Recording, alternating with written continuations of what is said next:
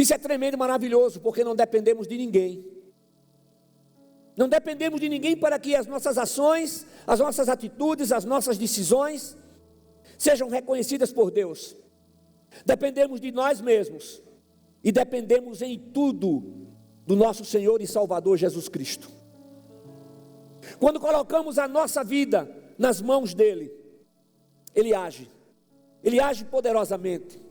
E todas as vezes Deus age com poder e grande glória, mesmo que não consigamos entender.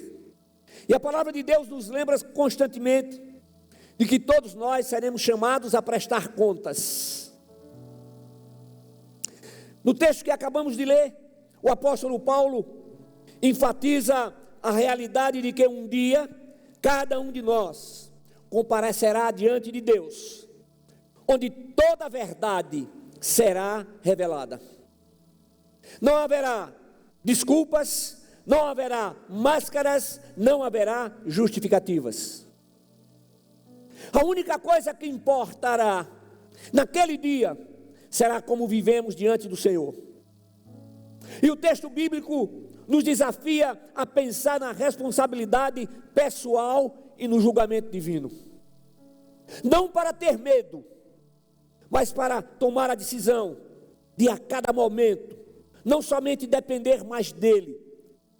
E essa dependência significa uma submissão ainda maior, uma submissão contínua. O que é contínuo é constante, uma submissão contínua e crescente. Dependo mais dEle agora do que dependia há um minuto atrás, há um segundo atrás. Aleluia, aleluia.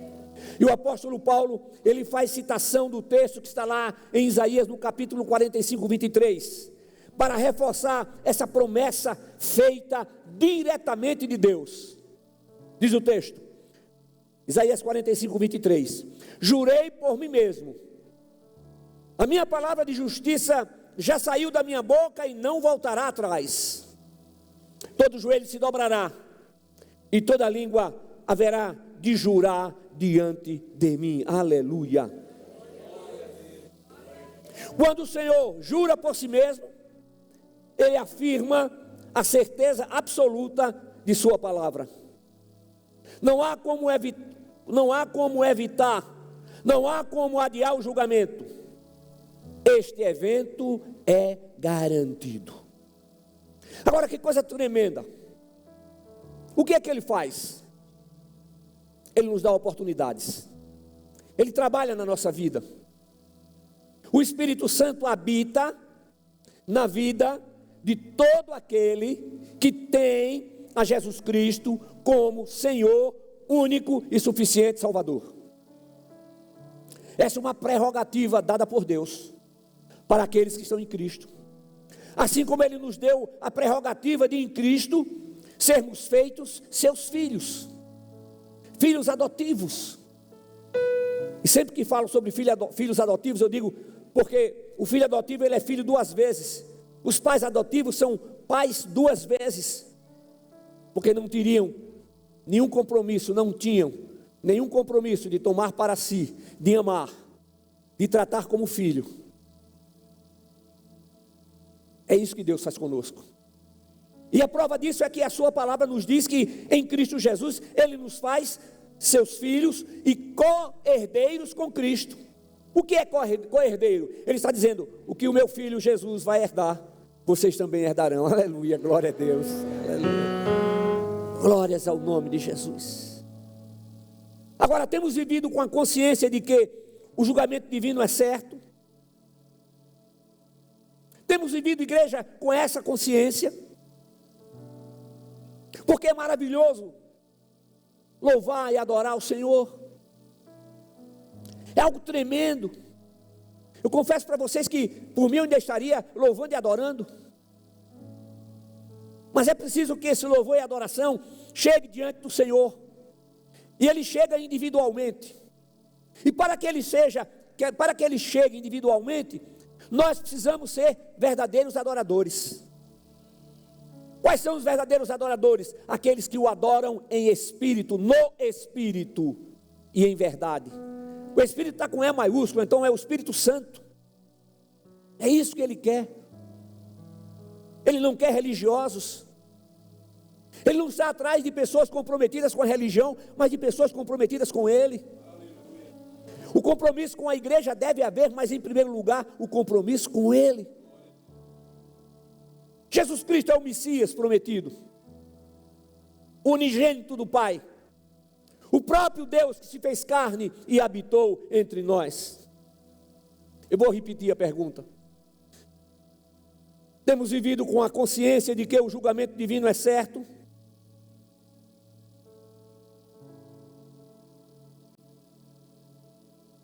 A certeza de que todos compareceremos diante de Deus deve impactar as nossas decisões diárias.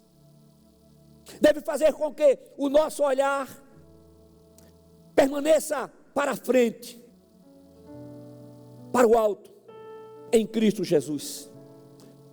Temos que procurar não desviar o olhar nem para a esquerda nem para a direita,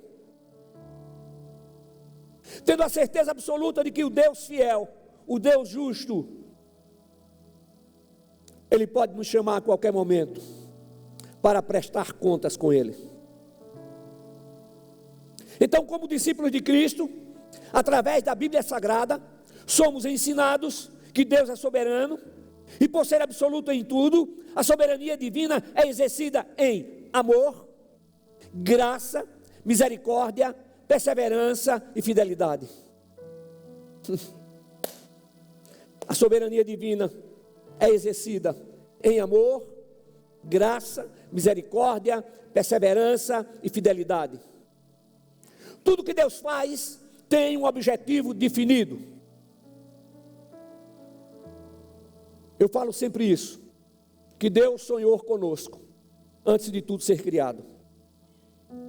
Então nós não somos resultado de uma grande explosão, nós não somos resultados de uma coincidência, nós não somos resultados de algo que surgiu sem que Deus esperasse. Não, Ele nos criou. Ele nos criou em amor. Ele nos trata com amor. Ele cuida. Ele protege. E você pode dizer, mas pastor, Deus protege e as lutas que eu estou enfrentando fazem parte da vida. Enfrentamos lutas que são aflições, mas o Espírito Santo nos faz lembrar que o nosso Redentor vive, que a nossa esperança é viva. A nossa esperança não é a última que morre, a nossa esperança é aquela que venceu a morte, venceu o inferno, venceu o pecado. Aleluia, glória a Deus. A vontade de Deus não sofre nenhuma interferência humana, nenhuma. A conscientização de que prestaremos contas ao Senhor de cada pensamento que alimentamos, cada palavra que proferimos e de cada ato que praticamos, deve nos fazer examinar a nós mesmos. Não é o autoexame somente no momento da ceia do Senhor. Eu entendo que esse autoexame, ele precisa ser a cada momento. Agora.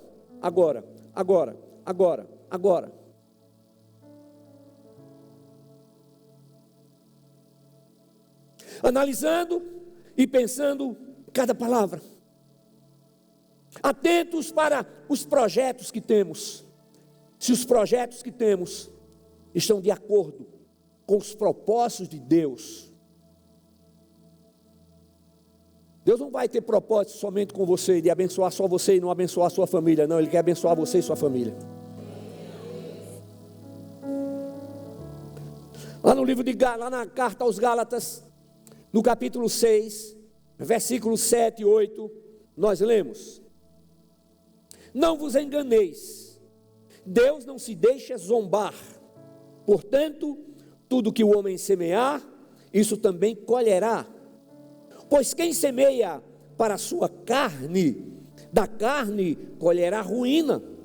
Mas quem semeia para o Espírito, do Espírito colherá a vida eterna. Quem semeia para o Espírito Santo, do Espírito Santo, colherá a vida eterna. Então, semeadura e colheita são princípios universais.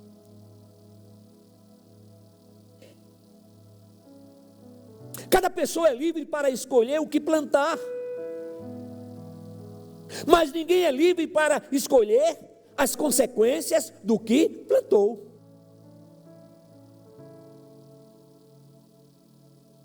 Eu tenho dito que a maioria das adversidades, das aflições que enfrentamos, são resultantes de decisões que tomamos. Decisões que não foram analisadas à luz das Escrituras. Negócios que foram feitos no imediato, no já. Naquela história bem conhecida, é pegar ou largar. É a sua oportunidade, ou você pega ou você larga. Aí eu digo, eu já larguei. Se eu não posso parar e analisar o que vai ser feito e as consequências que virão, não me interessa. É Deus quem nos sustenta. É Deus quem supre as nossas necessidades. E os planos que Ele fez para todos nós são planos de paz e não de mal. Você conhece o texto de Jeremias 29? Planos de paz e não de mal, para nos dar uma esperança e um futuro.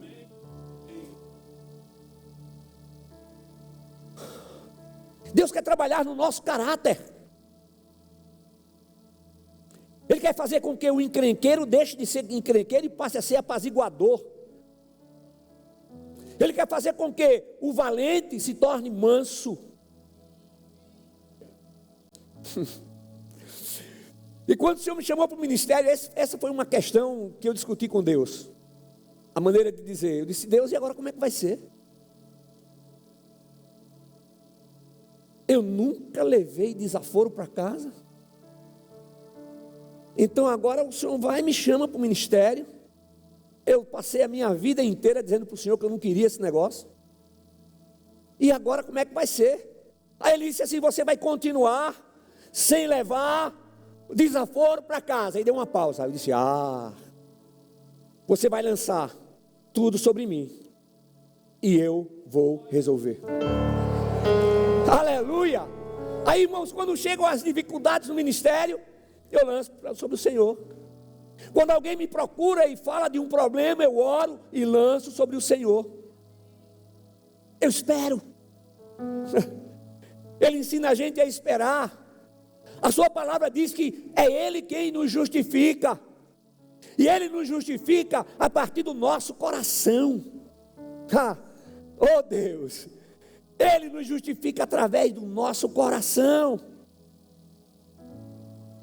Então é por isso que o nosso coração tem que estar cheio, transbordando da palavra de Deus, transbordando da presença de Deus, transbordando da unção de Deus.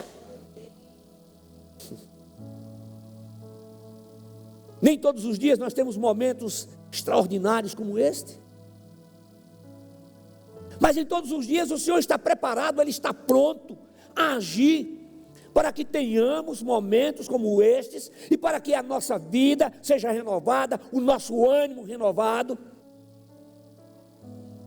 para que haja restauração. Agora, irmãos, colhemos exatamente a mesma natureza do que plantamos. É por isso que o fruto do Espírito precisa ser lembrado a cada momento. A convocação divina é que nos submetamos a Ele sem restrições, aplicando a fé que depositamos nele.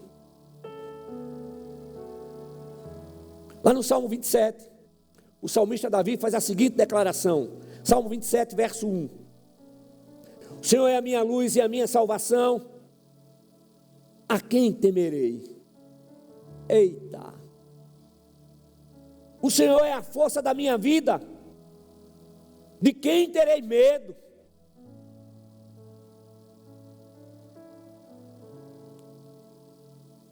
Você pode recitar comigo? logo depois de mim, bem forte.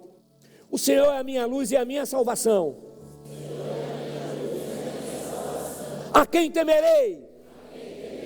O Senhor é a força da minha vida.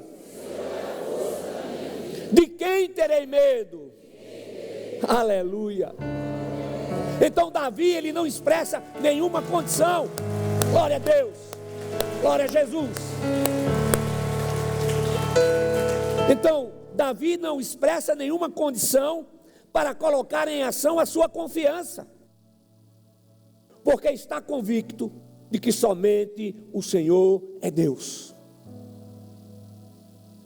Convicção plena, convicção absoluta. Somente o Senhor é Deus. Agora, é sempre bom lembrar a oração de Jesus. Pai, não peço que os tires do mundo, mas que os guardes do mal. Eles não são do mundo como eu, do mundo não sou. Santifica-os na tua palavra. A tua palavra é a verdade. O sistema mundano é corrupto. É contrário aos princípios bíblicos. Nós estamos vivendo conforme o Espírito Santo nos ensina, em submissão. Somos imperfeitos, pecadores, entretanto pecadores que não conseguem mais viver na prática do pecado. Daí a necessidade do autoexame contínuo. Ah, quantas falhas nós temos, quantas vezes falhamos, mas Ele continua nos sustentando com a sua mão direita vitoriosa, com a sua mão direita poderosa, aleluia. Tudo que diz em relação a Deus tem que ser por fé. Então em Cristo nós somos fortalecidos, protegidos, sustentados e capacitados para servir ao Senhor com alegria. Servir ao Senhor com alegria. Então não existe nada impossível para Deus. Ele traz à existência aquilo que não existe. Eita! Ele traz à existência aquilo que não existe. Entretanto, não nos esqueçamos que Deus não quebra princípios. Ele não tem filhos prediletos. Não. Estamos no mesmo patamar. Tudo que Ele criou, estabeleceu, continua funcionando conforme foi criado e para o fim estabelecido. Ele nos chama com propósitos específicos. Você tem promessas de Deus na sua vida, e essas promessas serão cumpridas. Então faz como o profeta Isaías diz: eis-me aqui, Senhor. Aí tem gente que tem medo de dizer isso. Eu vou dizer: eis-me aqui, pastor. Aí Deus vai operar, aí eu vou sofrer.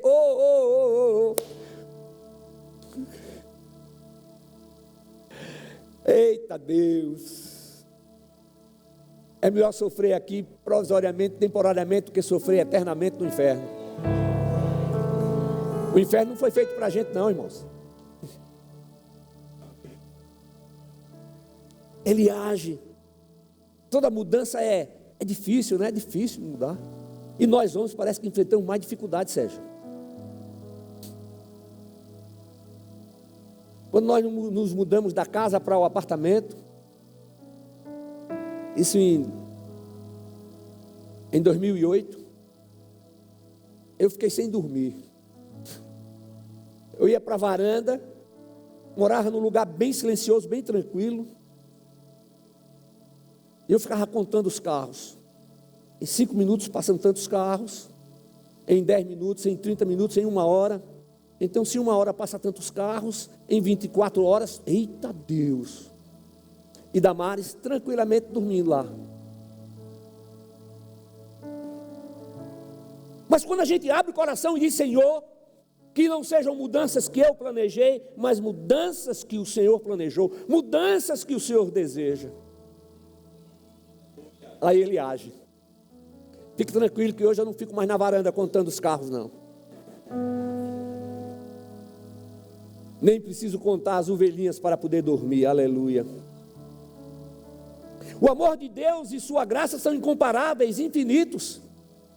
E o apóstolo Paulo, em sua segunda carta aos Coríntios, no capítulo 5, versículo 7, diz assim: porque vivemos pela fé e não pelo que vemos. Então a gente vive pela fé. A gente não vê por aquilo, a gente não vive por aquilo que vê. A gente não vive pelos arrepios. Oh Deus. A fé em Deus é gerada exclusivamente através da sua palavra. E a única certeza de viver por fé em Deus é estar em Cristo e a sua palavra plantada em nossa mente e em nosso coração. Por isso que o salmista diz: escondi a tua palavra no meu coração, para eu não pecar contra ti. Ele enfatiza isso: para eu não pecar contra ti. As batalhas de cada dia serão vencidas pelo poder e autoridade do nome de Jesus. Então, se precisamos fazer o autoexame contínuo e crescente, se precisamos dar espaço para o agir do Espírito de Deus em nossa vida, se precisamos aceitar todas as mudanças que Ele deseja operar,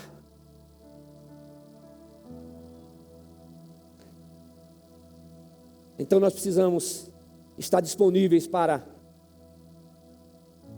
viver em submissão a Ele. Uma entrega total. Quando a gente vai lá para Isaías 45, versículo 5, não precisa colocar. Então, o que é que o Senhor diz? Ele diz que é o único Deus. Ele diz, no versículo 5 e 6, ele diz que não há outro Deus. Ele é o único Deus que existe. Ele diz: eu te fortaleço, ainda que não me reconheças como Deus. Eita! Aí eu ficava perguntando: mas por que isso? Porque ninguém vai chegar diante dele e dizer que nunca teve a oportunidade de ouvir falar de Jesus. Daí a nossa missão, igreja. Uma grande responsabilidade na transmissão dessa palavra. E a transmissão da palavra, o mais importante, é através do nosso comportamento, da nossa vida. Tem que ser uma vida ilibada. Agora eu vou ler o texto de Isaías 45, versículos 5 e 6, pode colocar agora. Agora, por favor, coloque na versão da NVI. Se você tiver aí, coloca a versão da NVI. Diz assim: eu sou o Senhor e não há nenhum outro. Além de mim não há Deus. Eu fortalecerei, ainda que você não tenha me admitido, de forma que do nascente ao poente saibam todos que não há ninguém além de mim. Eu sou o Senhor e não há nenhum outro. Eita Deus, aleluia, glória a Deus. Louvado seja o teu nome, Senhor. Ao Senhor toda honra, toda glória, todo louvor, toda exaltação e todo aplauso.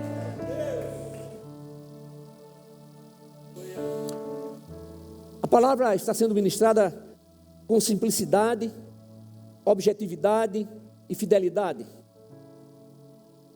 Deus tem propósitos de bênçãos em cada vida.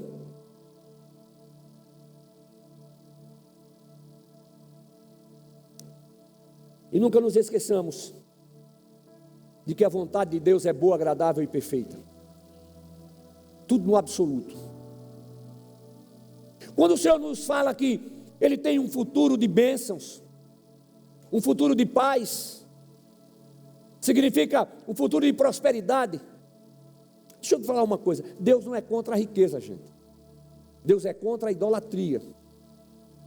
Se o sujeito coloca os seus bens acima de todas as coisas, ele é um avarento. E Deus não aprova isso.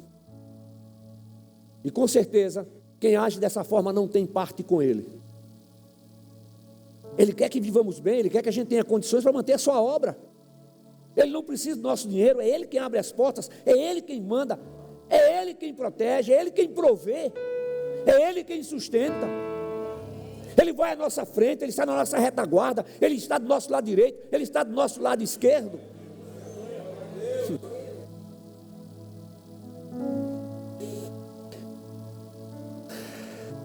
E esse futuro tem um sentido de vida abundante na terra e eterna no céu. Por favor, não confunda vida abundante com vida perfeita.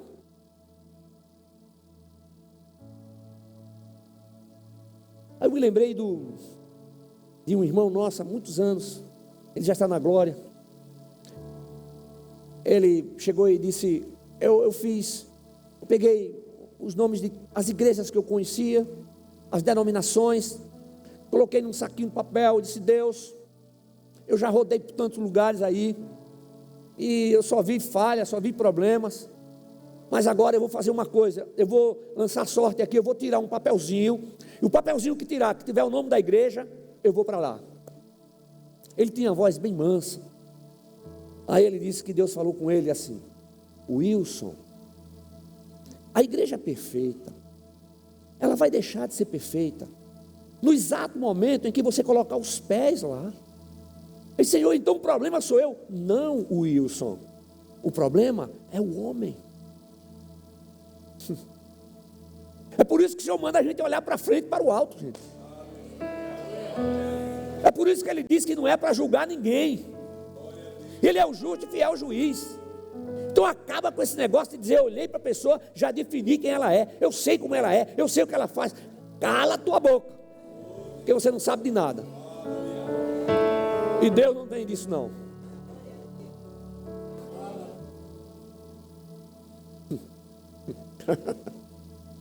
Aleluia. O julgamento divino é pessoal e universal, e nenhum ser humano, escuta o que eu estou falando, nenhum ser humano será excluído desse julgamento. Pastor, nenhum. Eita Deus, nenhum ser humano, nenhum, é mesmo? É, nenhum. O cara pensa que vai ficar para semente, vai não. Como igreja a gente tem a obrigação de levar a palavra. Mas preste atenção uma coisa: ninguém é responsável por terceiros.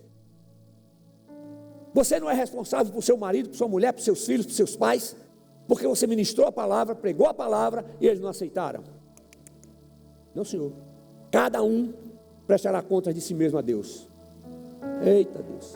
Pastor, e as criancinhas? Ô irmão, criancinha não tem noção das coisas.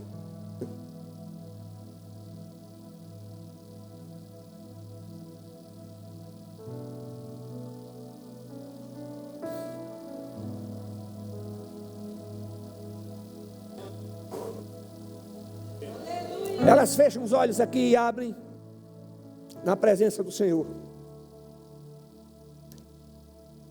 Eu vou encontrar o meu irmão.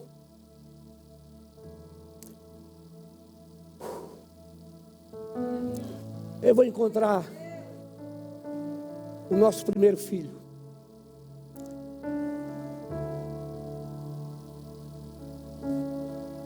Mas no céu não vai haver essa ligação de família. Não. No céu, a relação é diferente.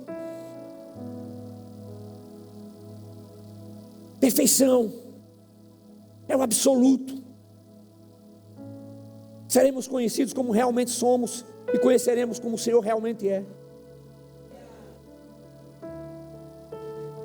Ai Deus,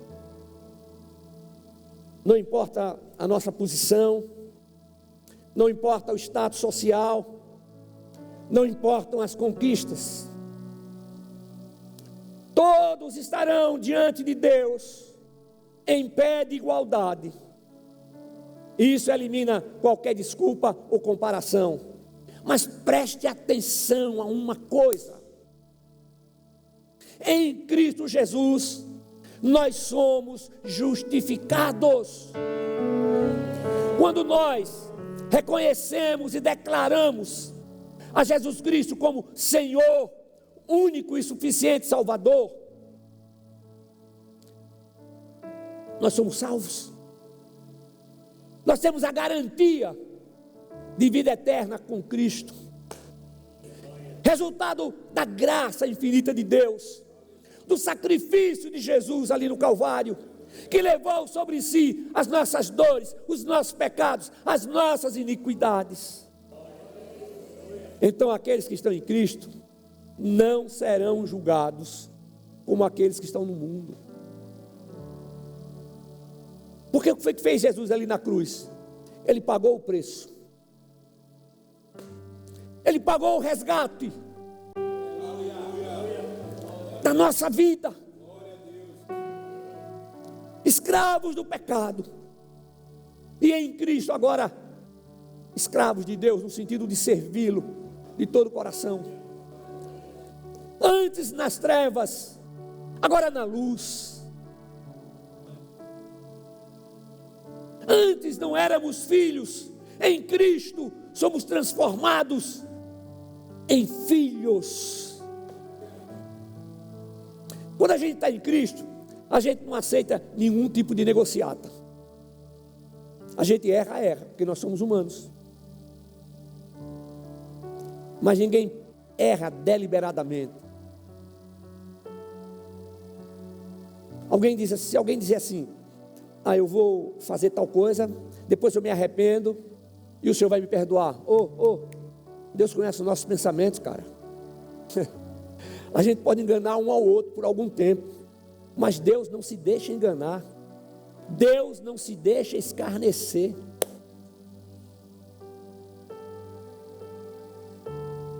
Ele nos ama. O julgamento nosso será para receber. Aleluia. Receber as recompensas, os galardões. E eu imagino que pegaremos tudo quanto for de galardão, colocaremos aos pés do Senhor e diremos: Senhor, nós não merecemos nada.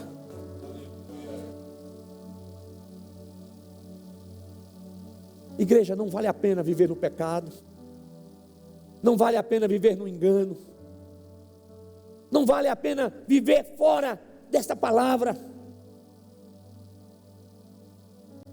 Nós devemos viver com responsabilidade espiritual.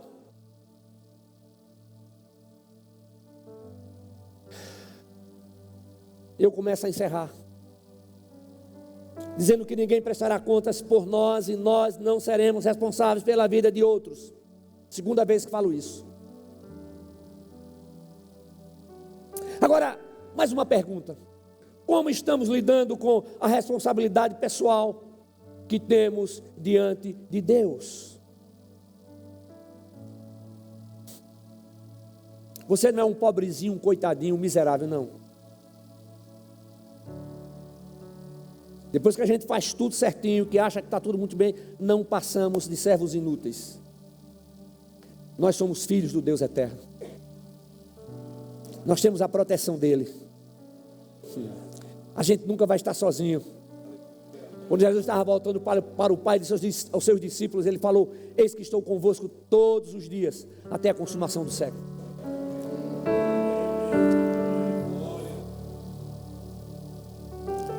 Você já sorriu hoje? Quando a gente sorri, a gente rejuvenesce. A gente fica mais jovem. Fica mais bonito. Mas que tipo de sorriso? Sorriso de gratidão ao Senhor. Sorriso de gratidão ao Senhor pela vida. Sorriso de gratidão ao Senhor porque Ele provê as nossas dificuldades. Sorriso de gratidão ao Senhor porque, apesar de todas as aflições, mesmo que não consigamos ver a luzinha lá no final do túnel, A presença do Senhor está aqui. Ele diz: é o que eu sustento com a minha mão direita poderosa, com a minha mão direita vitoriosa. Ele diz: não tenha medo, não tenha medo, eu estou com você. Aleluia. Glória a Deus. Recebe, Senhor, todo esse aplauso é para o Senhor.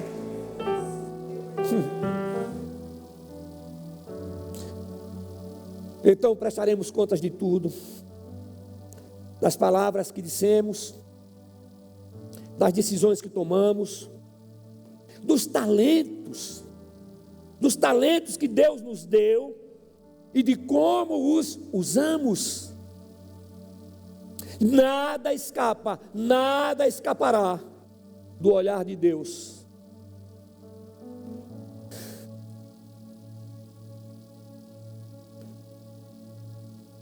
O texto básico da nossa mensagem, lá em Romanos capítulo 14, versículos 11 e 12, nos lembra que todos nós seremos responsáveis diante de Deus. Não há como fugir ou delegar essa responsabilidade. A Bíblia diz que todo joelho se dobrará e toda língua confessará a Deus. Mais uma pergunta: como temos vivido a nossa vida hoje? Essas perguntas eu já fiz a mim mesmo,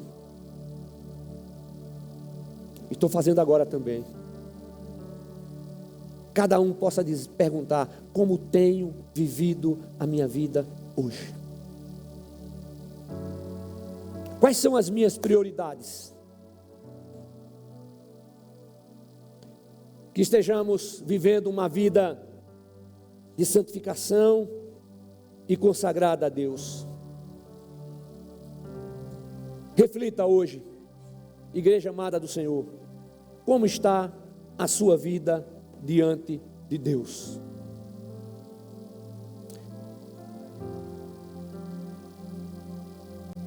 Ora, em Cristo Jesus, nós já fomos justificados.